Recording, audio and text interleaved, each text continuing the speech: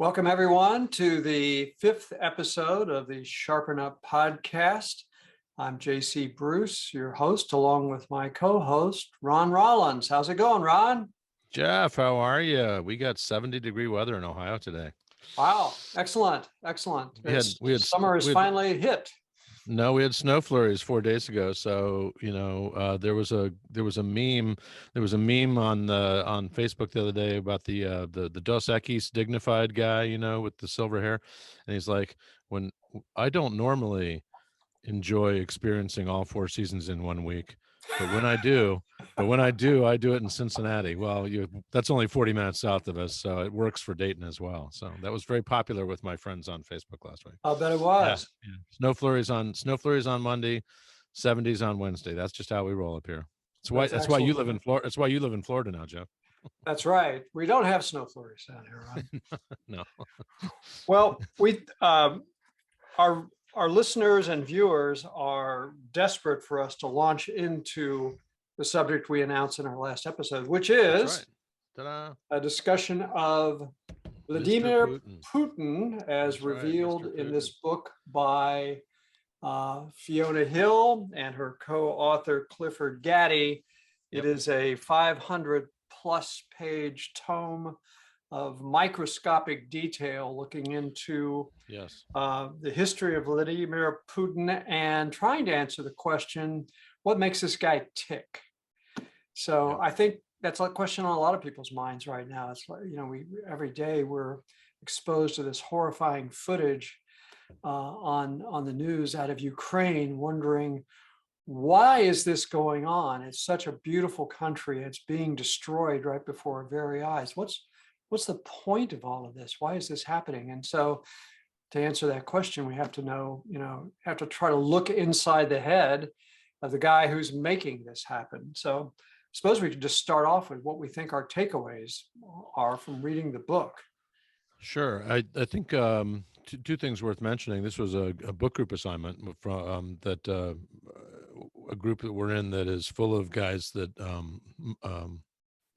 are consummate news junkies, and this book was chosen by the most consummate of those consummate news junkies, our dear friend and former boss, Brad Tilson, and he recommended it, hoping that it would do, as you said, offer some historical, psychological, personality insights into where Putin's coming from on this, just to help us understand some of the answers to your questions.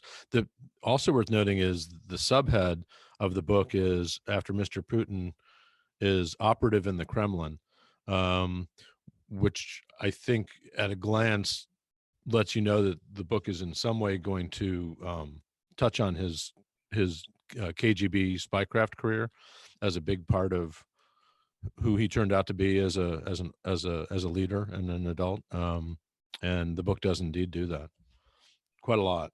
For folks who don't know, Putin was stationed in Dresden in what was then East Germany near the tail end of he's not that old, he's just now 69. So it was near the late middle end of the Soviet Union, like in the 80s, when Gorbachev started doing all the perestroika and glasnost stuff that eventually brought him down and brought the Soviet Union down with it. And Putin, as a loyal subject and employee of the Soviet Union, took that downfall pretty hard, very hard.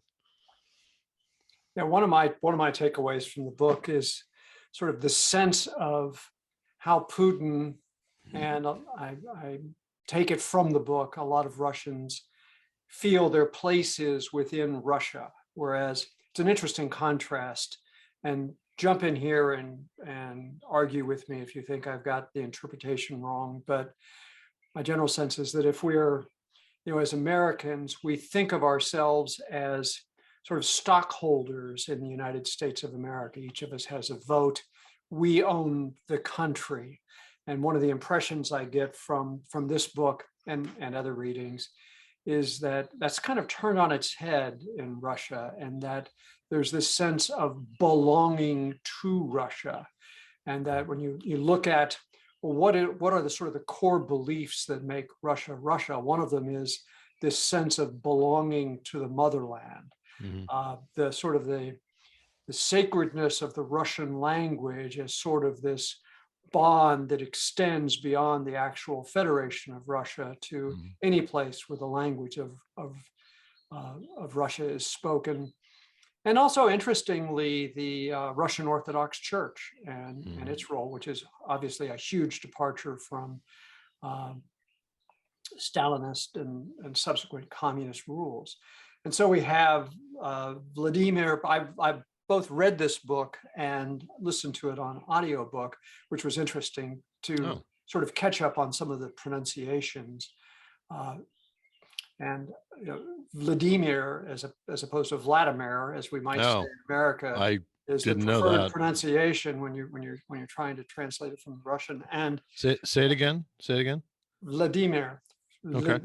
So it's like Vladimir, and the I's are pronounced as E's, as it is in a lot of languages. Like Vlad the Impaler. Oh, never mind. Sorry, go ahead. Yeah. It's not, sort of, yeah. So it's different podcast. Yeah, this is a bit of a digression, but in English it's A-E-I-O-U, but in most languages it's A-E-O-U. And so it's the E, Vladimir Putin.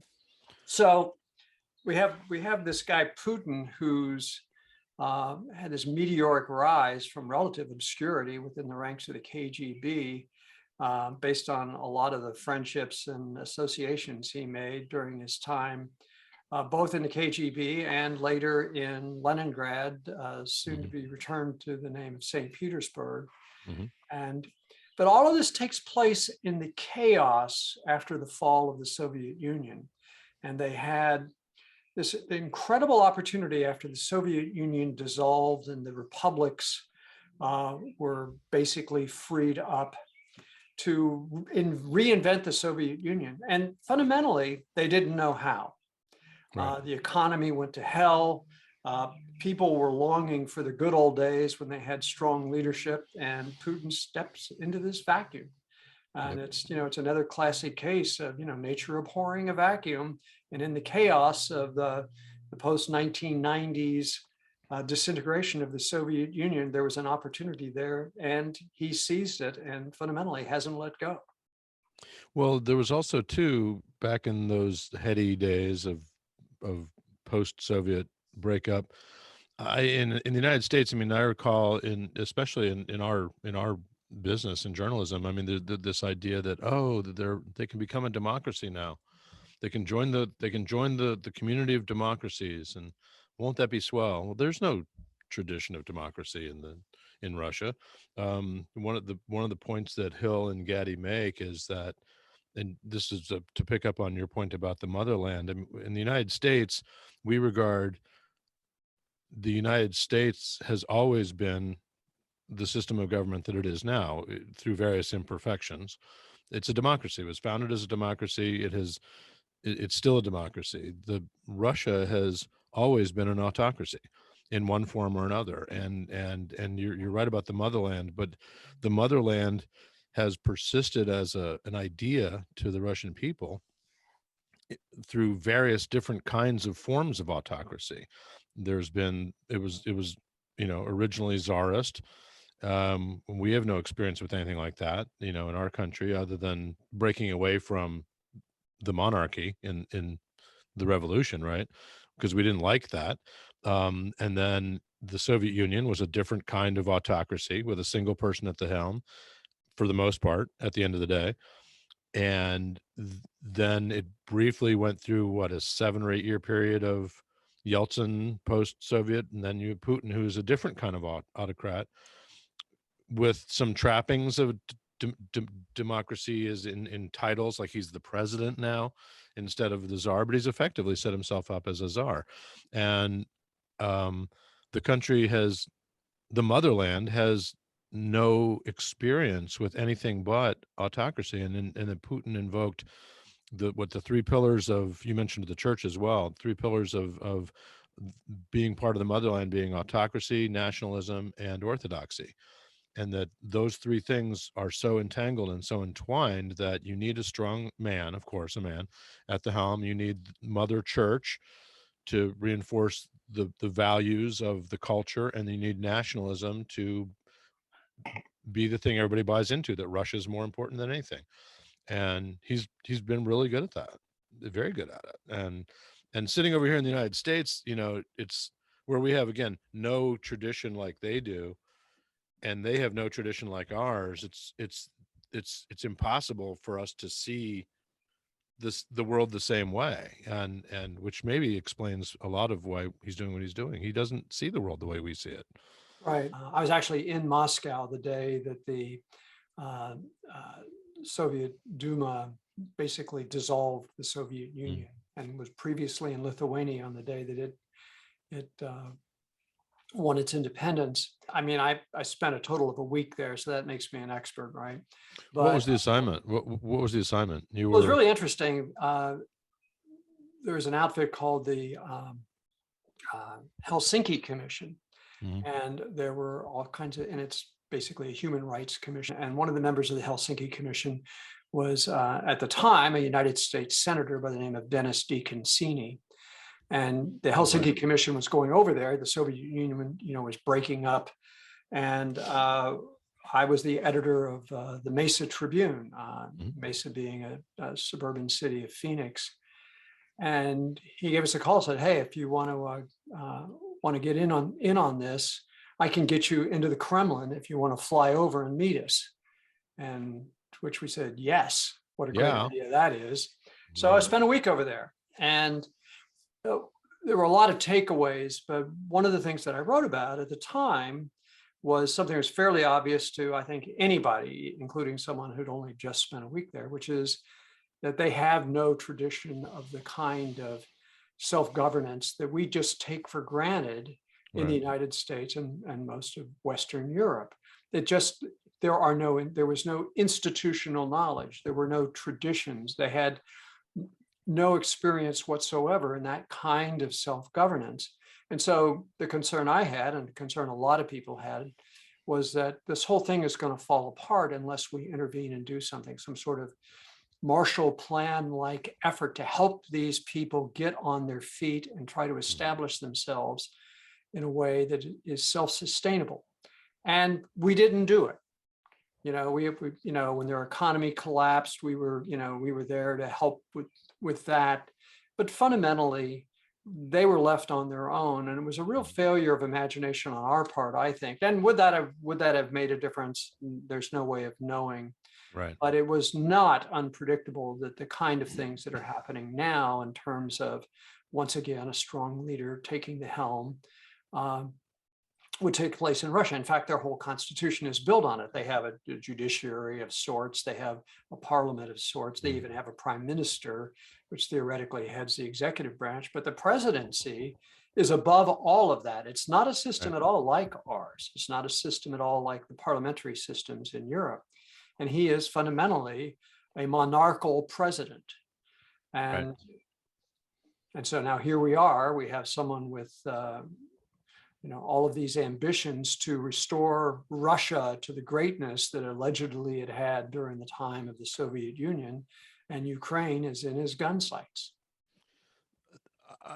And those are all good observations too, that remind me of another point that Hill and Gaddy make in the book, which is, and they drive by it pretty quickly actually, but it made me think of how democracy came to be the thing that we have in our society. And they basically make the point that Russia is what they call it. There's a phrase they had for it, like a new country or something like that. Or they make the point that the rest of Europe, and by extension, the United States, because the Europeans who came here and created the colonies and blah, blah, blah. The Western tradition is based on the remnants of the Roman Empire. And and ideas that the Romans inherited from the Greeks, and that there is indeed a true cultural, historical foundation that goes back thousands of years to where we find ourselves today, culturally and politically and historically. And Russia didn't have that. Russia was basically insulated by distance and everything, completely far away from it, and also the brand of Christianity that it inherited, Orthodoxy, regarded Roman Catholicism as heresy. So, and that for the most part, the Russians in the early Middle Ages, instead of creating a culture and a society that was built on memory of Rome and Greco-Roman traditions and culture, was basically trying to defend itself from the Mongols, who were, basically riding roughshod over them for hundreds of years, demanding tribute. And that of course you end up with a strongman-based society that is insular from the rest of the world, and that it didn't really turn to Europe until Peter the Great and the 1700s, when it realized, oh, those guys have gunpowder, we need that too. And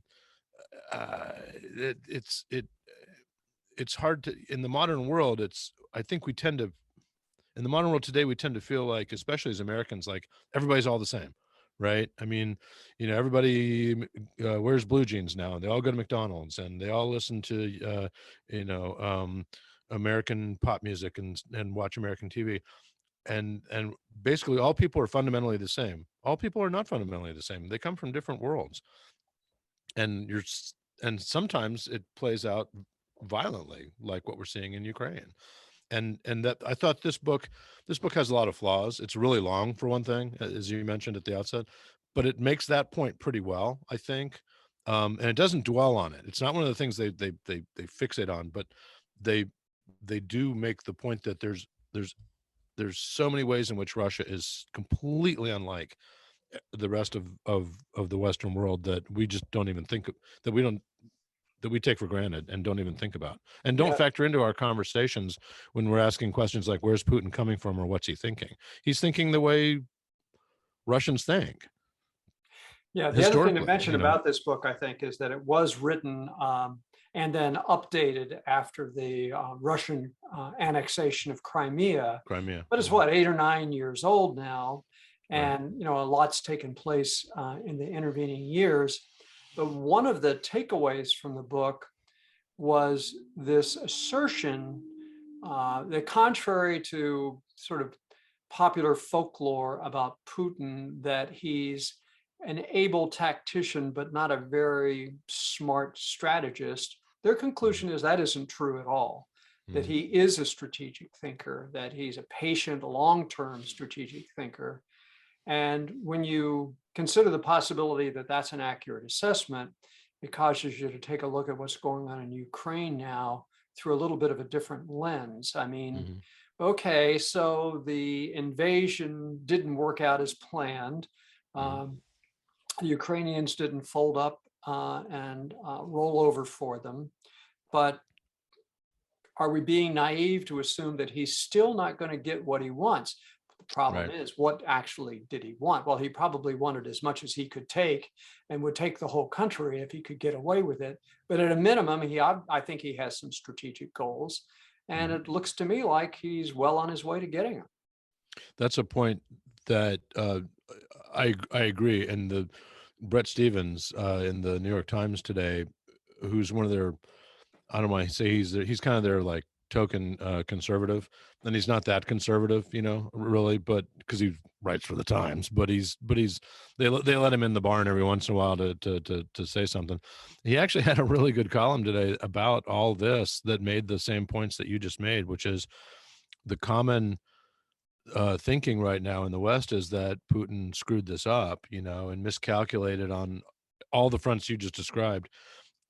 But what if this is actually going exactly the way he wanted, where this was, as I think the language that Stevens uses, which fits in very nicely with the Fiona Hill thinking in the book, is, what if this wasn't a war? What if it was a gigantic heist disguised as a war, in which basically Eastern Ukraine has the largest gas reserves in Europe other than Norway, and apparently, and he can mess with this country and discredit the current leadership so that it eventually, when Zelensky is no longer popular, they get kind of a Hungarian Orban kind of guy in charge again, who is more autocratic and like more to Putin's liking.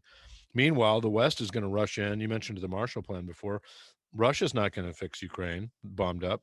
We are. The NATO and the EU and the United States are going to pour billions of dollars into Ukraine to bring it back up to where it should be. And meanwhile, Putin's laughing all the way to the bank because, again, he just affected the world economy in another big way. Got the gas reserves he wants, and eventually it's all going to work out. I hadn't thought of that the way Stevens described it, and I felt really stupid reading the column, thinking like, I didn't think of that, and I just read Mr. Putin, Right. and that didn't occur to me the way he described it that neatly. And in the meantime, another one of the takeaways from the book is that Putin has cultivated this whole aura as being a man of mystery, so that people don't really know what makes him tick, which of course means that writing a book like this is going to have an audience, because everybody wants to figure that out. And that is, he has a history of, artful calculation in terms of the image that he projects. And probably from his point of view, he revels in the idea that people think that he's a terrible strategist, because that plays into his hand, like the poker player sitting down wondering, now exactly how do you play this game? So, I have to admit for myself, I think a lot of people, I bought into the idea that the guy probably wasn't that bright. But having read this book, I have to reconsider that position. And there's no question about the level of detail and research that goes into the conclusions they've reached. So you've got to respect that. Agreed. One thing that I agree with everything you just said. One thing that occurs to me, though, that runs slightly contrary to the Bret Stephens assertion, and I don't want to dwell on it that too much, but it's an interesting counter argument to what's happening. One thing that is happening on the ground, though, that runs against that is the performance of the absolutely dismal performance of the Russian army. And I think that's really interesting, and something that has also gotten picked over a lot. The West has been terrified of the Russian army since 1946, right? I mean, that's why NATO exists and why we've added to it over the years. It's because we've had a fear of that. Basically, if you think about it, I mean, the Russia's military history is actually pretty spotty. I mean, the Japanese beat them up, the Swedes beat them up, the Finns have beaten them up, the Afghanistanis beat them up. The Germans did, and the French did until the winter, bailed Russia out, and which is not to be unconsidered, but if not for the Russian winners, they might be speaking French in St. Petersburg today, or German. And yet, despite all that, the probably based on the brutality of the Russian army's arrival in Berlin, we've been afraid of, the West has been afraid of the Russian army ever since Stalin, and they've turned out to be a bunch of paper tigers. That I think is really interesting. The only thing that they're really good at is blowing stuff up from afar, and honestly, anybody can do that.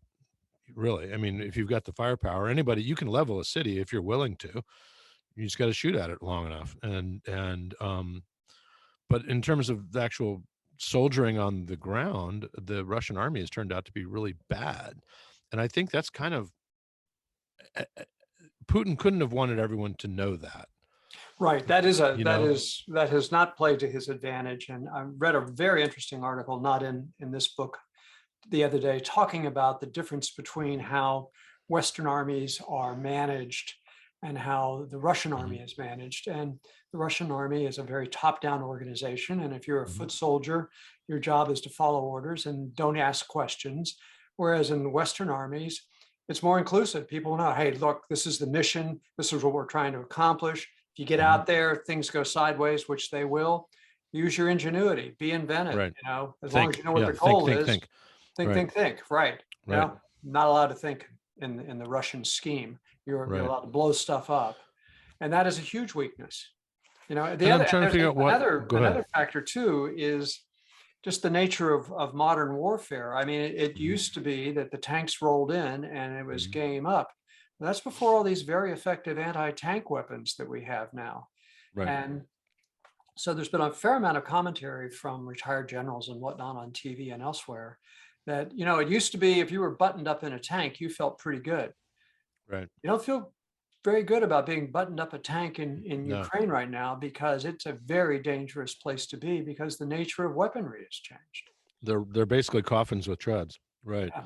And so some of the old strategies, we're going to roll in there in tanks and take them on. Oh yeah, by the way, you left your fuel trucks back in Russia. That's kind of a problem for tanks. So they seem to be faltering in terms of logistics, and they seem to be fighting the last war instead of this war in terms of the technology. Right. Well, and the entire, NATO resistance of a Russian invasion game plan, if you remember Red Storm Rising and going back into the 80s, was always the assumption that there would be a grand tank battle in Poland, right, and Ukraine, that it would be a massive NATO in the United States versus the Russian two tank armies, basically, is what has been assumed by military thinkers for the last, since the 40s, and that hasn't really changed. I think it's going to be different now. Yeah. And that those books are probably already being written. Max Boot in the Washington Post has been writing about this a lot. I mean, he's a you probably are familiar with him. He's pretty smart, a military thinker who translates it for the rest of us who aren't military in our backgrounds, and he's a historian. He's also pretty conservative, and he's been on this a lot, and I'll be curious to see what he says about it. My guess is he's going to say is like, you mentioned fighting the last war. What do you do after this? Do you just stop making tanks? They're not useful anymore. It's very interesting. I haven't read that much yet about how drones have played into this fight, but I know they have, and I've been trying to find some reading on that, because they really seem to have affected a lot, but I haven't so far. It seems quiet, like they don't want it written about too much yet, because it's still evolving, and it's also still unknown. Under wraps. The books are going to get military colleges are going to be going to school on this and rethinking basic strategy. Yep. Well, it's an interesting one. It sure is. I'll be curious to see what our book group thinks about Mr. Putin. Well, speaking of which, I guess we could wrap that up. So we have this book. We've read it. We've spent some time on it. So I generally recommend it too. Yeah. You what? I would generally recommend it. Recommend it. Yes. Yeah, I think so. Yeah, I think so too. But it's not an easy read. So anyone who wants to really thoroughly understand what's going on, it's an excellent book to read. I agree. It does have 120 pages of footnotes, so you can ignore those. I will say it is the most footnoted book I've read in a long time. The footnotes are like an entire 3 or 4 separate books to themselves, and I dipped into them. That you did not read all the footnotes, Ron. I know, it kept me from finishing Infinite Jest too, Jeff. I'm sorry, but all right. Hey, good conversation. Indeed. And I hope things work out in Europe. It keeps interrupting my daily Wordle. I just want to say, I'm trying to play Wordle, and then I have to read the news. I hate that. So I know. Yeah. Okay. Well, listen, until next time. Absolutely. Take care. Be good. Okay. You too.